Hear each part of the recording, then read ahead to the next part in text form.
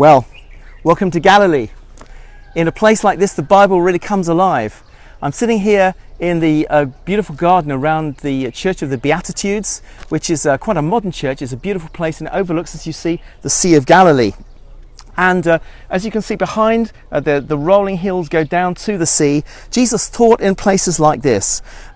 We've been looking this morning, and if you look in your takeaway sheets, looking at a time when Jesus had about 5,000 people who he was teaching. Now, the only way to teach that number of people in a place like this is in kind of like rolling hills, and probably Jesus stood at the bottom and he addressed the people as they all looked down, and he taught them. And you can really imagine the scene of the feeding of the 5,000 in a place like this. There's a kind of natural amphitheatre behind me. Maybe it was the very spot.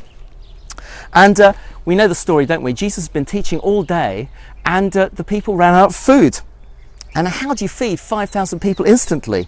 And of course what happened was this. A boy came up with the food he had, 5 barley loaves and 2 fish. Jesus took the food, broke it and gave it through the disciples to all the people. Everyone was filled. And when they cleared everything away, they had 12 basketfuls of food left over. It was a real miracle.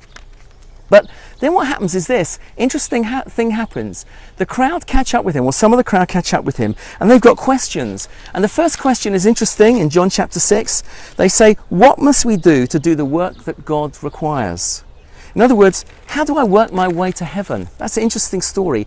A lot of people want to know how they work their way into God's favour. And Jesus says a really astounding thing. What he does is he compares himself to bread, heavenly bread, which is a pretty crazy idea, isn't it? And then he says something even more astounding, really. This is what he says in John chapter 5. Let's have a look here. Verse 51. Yeah, he says, verse 35 rather, he says, I'm the bread of life. I am the bread of life. He who comes to me will never go hungry. He who believes in me will never be thirsty. That's extraordinary. But then Jesus says something even more shocking. He says this, verse 51. I'm the living bread that comes down from heaven. If anyone eats of this bread, he will live forever. So if you can somehow eat Jesus, you'll live forever. That's a crazy idea, isn't it? This bread is my flesh, which I give for the life of the world. So Jesus is saying, I want you to eat my flesh. Is Jesus talking about cannibalism? That would have been shocking to the Jews of the first century if they heard that. And then it gets even worse. This is what he says. He says, I tell you the truth, unless you eat the flesh of the Son of Man, that's Jesus, and drink his blood, you have no life in you. Whoever eats my flesh and drinks my blood has eternal life, and I'll raise him up on the last day. Now, to the Jews, that is just shocking. You don't eat human flesh, and you don't eat any meat with blood in it. Blood was an absolute forbidden thing for Jews. Even today, when kosher meat is slaughtered, they drain all the blood out. So, you know, what is Jesus saying?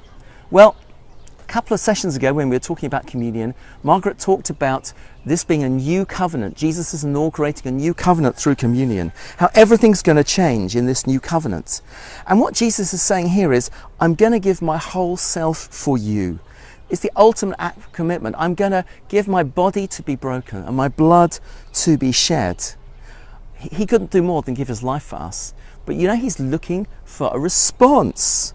He's looking for a response. He's looking for that kind of commitment from us. He makes an amazing commitment for us in giving his life to us. And he's saying, I want a commitment from you. I want you to give your whole self to me. I want you to be as fully committed to me as I am to you.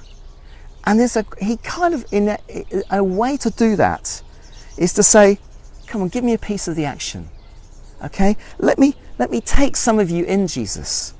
And Jesus says, look, I want to be so close to you.